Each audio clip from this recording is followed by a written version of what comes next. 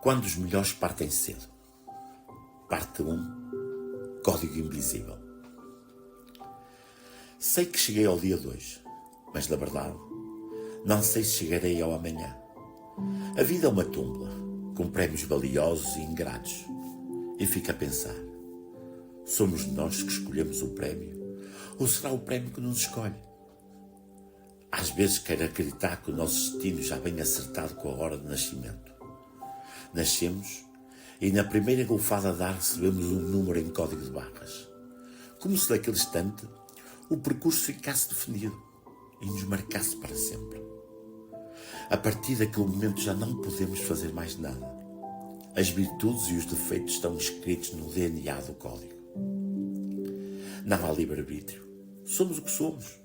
E por mais que tentemos ser diferentes, não mais será possível.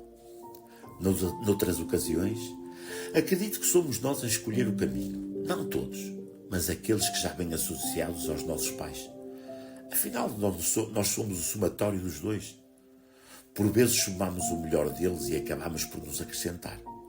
Somos um pouco melhor do que a soma das partes. Outras, somamos as partes piores e acabamos por apanhar uma ruela em vez de uma avenida.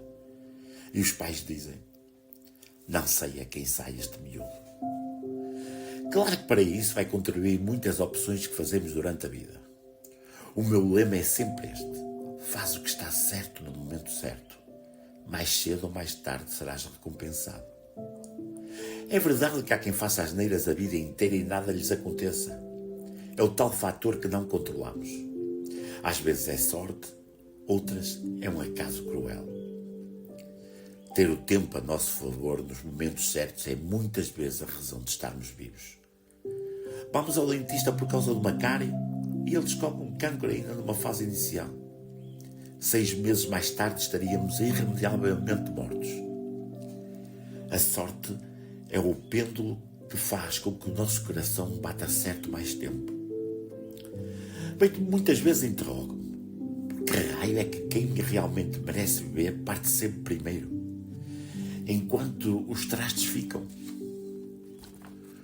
Nos dias em que estou no melhor de mim, como canta a Marisa, acredito que é apenas por ter menos sorte. Outras vezes, prefiro acreditar que essa gente menor consegue ludibriar o azar e até passá-lo aos melhores. Ladrões de sorte que se alimentam da dos outros. Lembro perfeitamente do meu tio João, 50 anos, uma alma boa, inteligentíssimo, com uma paciência de santo para maturar. Tinha eu os meus 20 e poucos anos, revestido de sabedoria, vaidoso, arrogante, dono do mundo, e ele, sentado num sofá, sustentava toda a minha soberba com o seu shot de whisky, e golo a golo, lá me ouvindo no meio do meu ruído, aturando-me, como se já soubesse que a parvalhice da juventude passa com o tempo.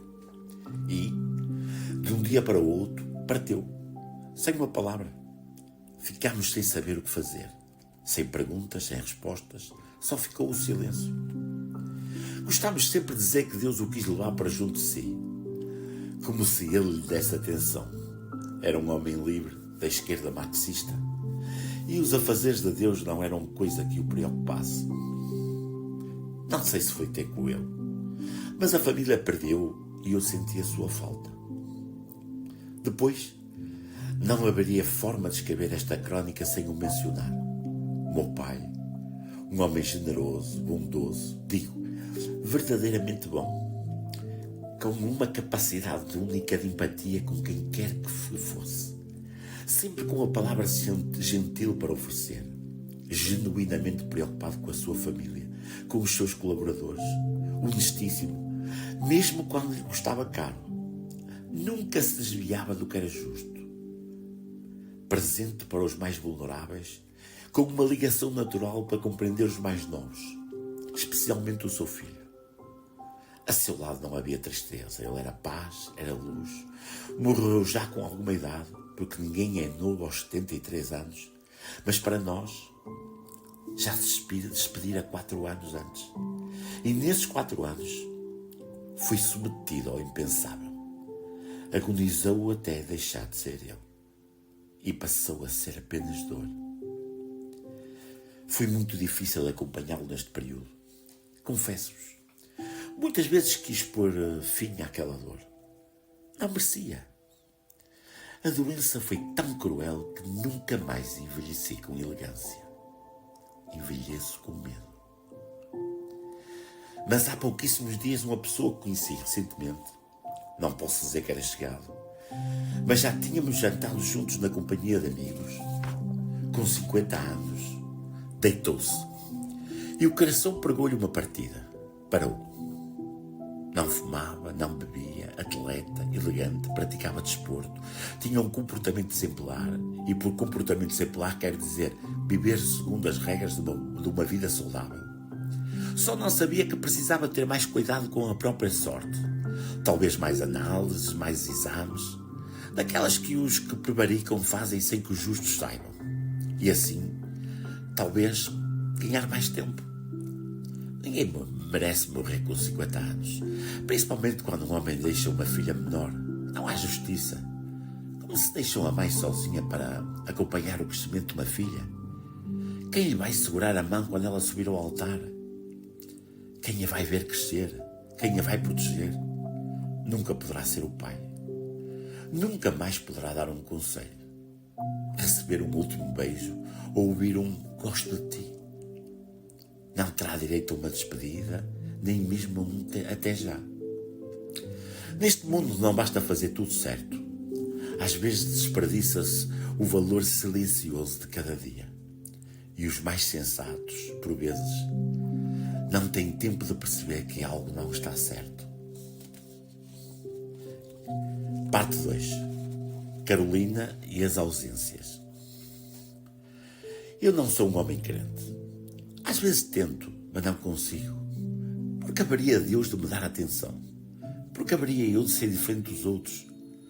Se por cá ando é apenas por uma questão de sorte, ou pelo código de barras, ou talvez o meu lugar no nível seguinte ainda me esteja barrado. Não ganhei os anéis dourados necessários, não sou o famoso ouriço azul, o Sonic, ou não terminei a minha missão, algo que ainda falta cumprir. Não sei, nem quero saber. Não tenho a mala feita, ainda quero dar mais alguns abraços, cumprir a minha prova de vida com a minha família, com a minha nova neta Carolina, nome de minha mãe, levar-lhe a minha voz, a pele, mostrar-lhe o sorriso, falar-lhe dos bisavós, de nós, do sentido da nossa família, mostrar-lhe o meu mundo, os lugares onde fui e os que me faltaram ir por falta de tempo. Trepar a uma amendoeira em flor e apontar-lhe as estrelas. Uma é dela. Gravei-a com um S grande. S de sorte, de saber, de sentido de responsabilidade, de sensibilidade, de sacrifício pelo que é certo. Um S grande de sol, luz, porque todo o caminho tem que ser trilhado com luz. Por isso não entendo porque leva Deus as almas justas mais cedo. Se Deus nos ama, se nos perdoa tudo, se aos seus olhos nenhum vale mais do que outro, então qual será a razão para nos fazer sofrer tanto? Porque deixa órfãos, filhos condenados a viver para sempre com a ausência inesperada dos seus protetores.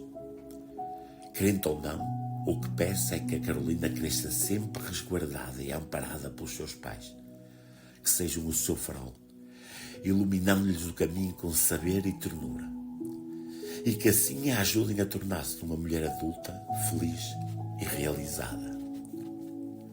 Parte 3. A flor que deixamos. E aqui cheguei, hoje, perdido em interrogações, cansado de procurar respostas em sítios onde só crescem dúvidas.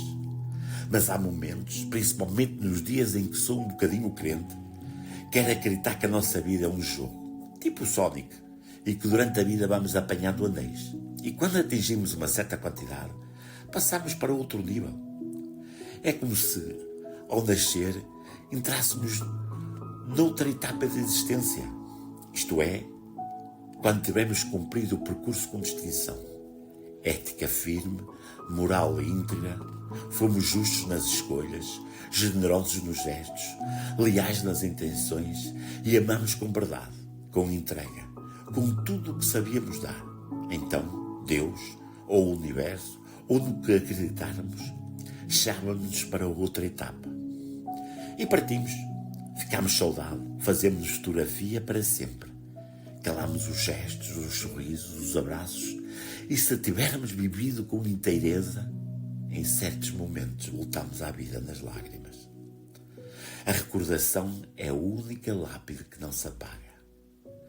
Depois fica a pensar, mas há exceções, como Teresa Calcutá, como Mahatma Gandhi ou Chico Xavier. Interrogo-me, por que razão permanecem estas pessoas mais tempo entre nós?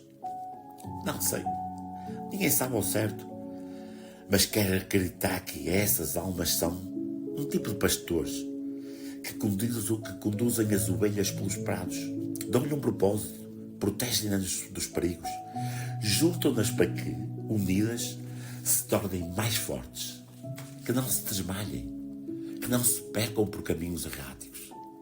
São estes guias de bondade na terra que nos conduzem, sem nos forçar ao lado certo das coisas.